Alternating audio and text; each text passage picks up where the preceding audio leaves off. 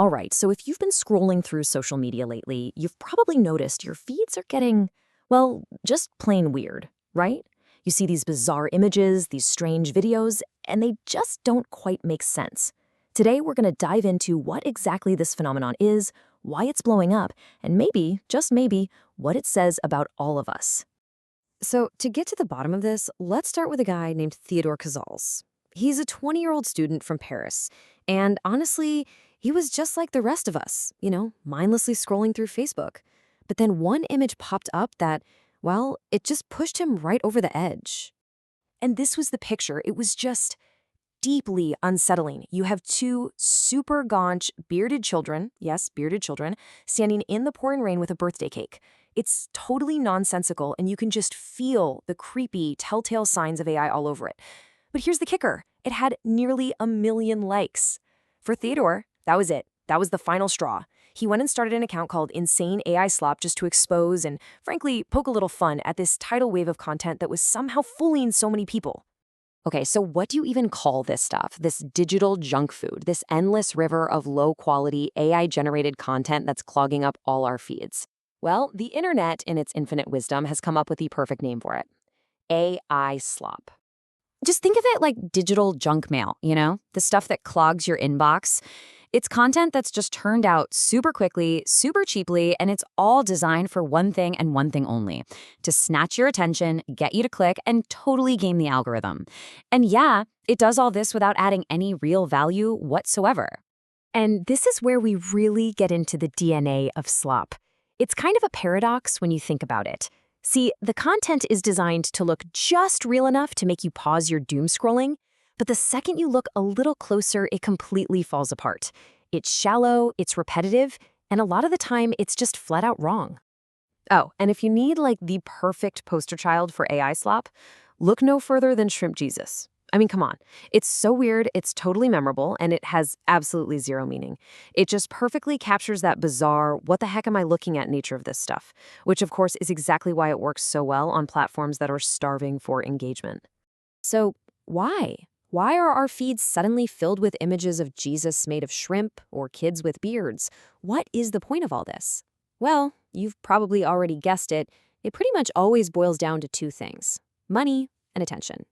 And this really gets to the heart of the problem. The whole system, right now, isn't built to reward quality. It's built to reward engagement. It doesn't care if a post is true or beautiful or insightful. Nope. All that matters is, does it make people click, like, and share? And you know what? Slop is incredibly, ridiculously effective at doing just that, for next to no cost. And there's literally a playbook for this. It's become a full-on industrial process. You don't need to be creative, you don't need any real skill. All you need is access to some AI tools and a basic understanding of what pushes people's emotional buttons.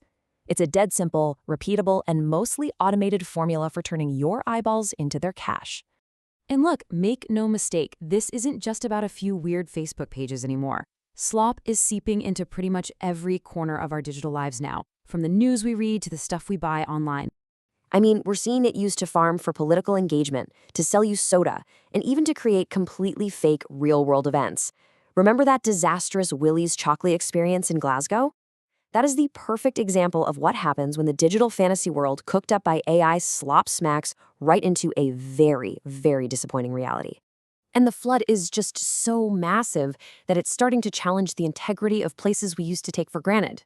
I mean, think about it. When you find AI-generated nonsense in what's supposed to be a peer-reviewed scientific paper, or you figure out that new book you bought on Amazon was actually written by a machine, it can't help but erode your confidence in pretty much everything you see. So with all of this digital chaos, it is so easy to just point the finger at the technology, right? To blame the AI. But what if that's not the whole story? What if the AI is really just holding up a mirror? And this leads us to a really fascinating and maybe a little uncomfortable counterargument. What if the problem isn't the machine? What if the real problem is the reflection it's showing us? A reflection of our own tastes, our own habits, and our own desires. And this chart really gets that idea across perfectly. Let's be real for a second. Humanity has always churned out massive amounts of cheap, mediocre, and repetitive stuff. I mean, from mass-produced Roman copies of Greek statues to all that sentimental kitsch art from the Victorian era, we have always had our own versions of slop. There's this quote from the philosopher Francesco de Sa that just nails it. He says that the masterpieces we all remember, they're just the tiny little tip of a giant iceberg of forgotten, boring, and frankly unoriginal stuff that culture has always produced. So from that point of view, AI isn't really creating a new problem. It's just taking a very, very old human tradition and putting it on hyperspeed. So, maybe the best way to think about it is that AI is like an X-ray of our collective cultural taste. It's just revealing how much of what we create and what we consume is already built on tired cliches, simple conventions, and easy formulas. The machine isn't inventing this stuff. It's just giving us more of what we've always been asking for. Okay, so if AI is just hitting the gas pedal on a tendency we've always had as humans, what do we do?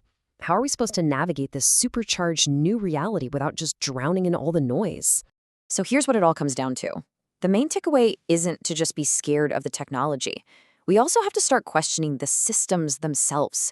The algorithms, the business models that actually reward this kind of junk. Just blaming the tool means we're missing the bigger picture. We're the ones who built this attention economy where slop is the king. So our best defense? It's probably to become smarter, more critical, and more discerning consumers of, well, everything. And that really leaves us with one final big question to chew on. As AI makes creating content basically effortless and infinite, the burden really shifts onto us, doesn't it? It forces us to ask ourselves, what do we actually value? Is it originality? Is it human effort? Emotional truth? Or are we happy with just a quick, bizarre distraction? Because in the age of AI slop, the simple act of choosing what's actually worth our attention, that might just be the most important and most human skill of all.